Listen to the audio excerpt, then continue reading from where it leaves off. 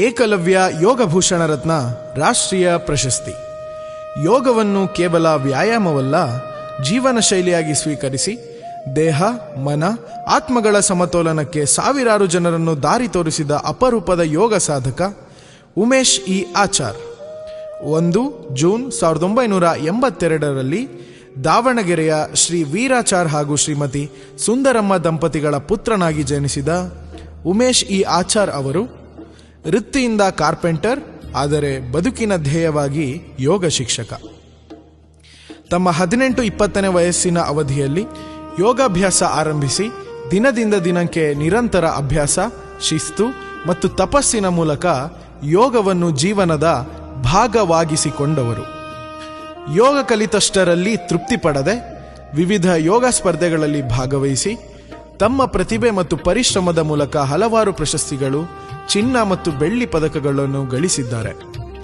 ಇಂದು ಅವರು ಅಂತಾರಾಷ್ಟ್ರೀಯ ಯೋಗ ಶಿಕ್ಷಕರಾಗಿ ಗುರುತಿಸಿಕೊಂಡಿದ್ದು ಅಂತಾರಾಷ್ಟ್ರೀಯ ಯೋಗ ಬುಕ್ ಆಫ್ ರೆಕಾರ್ಡ್ ಹೋಲ್ಡರ್ ಎಂಬ ಗೌರವಕ್ಕೂ ಪಾತ್ರರಾಗಿದ್ದಾರೆ.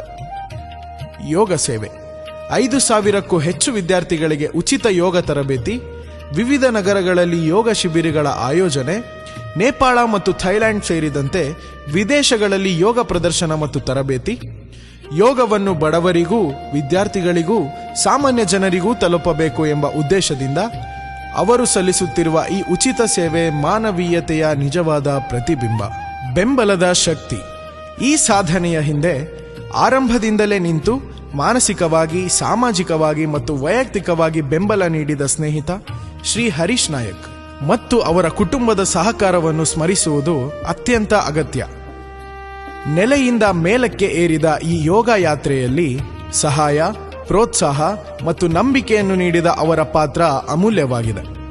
ಶ್ರಮ, ಶಿಸ್ತು ಮತ್ತು ಸ್ವಯಂ ಅಧ್ಯಯನದ ಮೂಲಕ ಯೋಗ ಕ್ಷೇತ್ರದಲ್ಲಿ ಶಿಖರ ತಲುಪಿದ ಈ ಸಾಧನೆಯನ್ನು ಗೌರವಿಸುತ್ತಾ ಈ ಗೌರವವನ್ನು ಪ್ರದಾನ ಮಾಡುತ್ತಿರುವ ಸಂಸ್ಥೆಗಳು ಅದ್ವೈತ ನ್ಯಾಷನಲ್ ಸೇವಾ ಫೌಂಡೇಶನ್, ಗ್ಯಾರಂಟಿ ನ್ಯೂಸ್ ಚಾನೆಲ್ ಹಾಗೂ ಸಾಂತ್ವನ ಮ್ಯೂಸಿಕಲ್ ಅಂಡ್ ಚಾರಿಟಬಲ್ ಫೌಂಡೇಶನ್.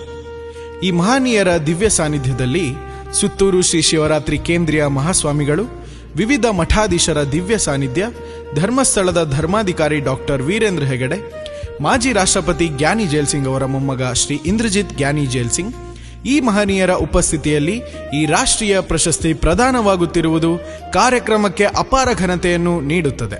ಸ್ವಯಂ ಅಧ್ಯಯನ, ಶಿಸ್ತು ಮತ್ತು ಸೇವೆಯ ಮೂಲಕ ಯೋಗವನ್ನು ವಿಶ್ವಮಟ್ಟಕ್ಕೆ ಕೊಂಡೊಯ್ದ ಉಮೇಶ್ ಇ ಆಚಾರ್ ಅವರಿಗೆ ನಮ್ಮ ಹೃತ್ಪೂರ್ವಕ ನಮನಗಳು.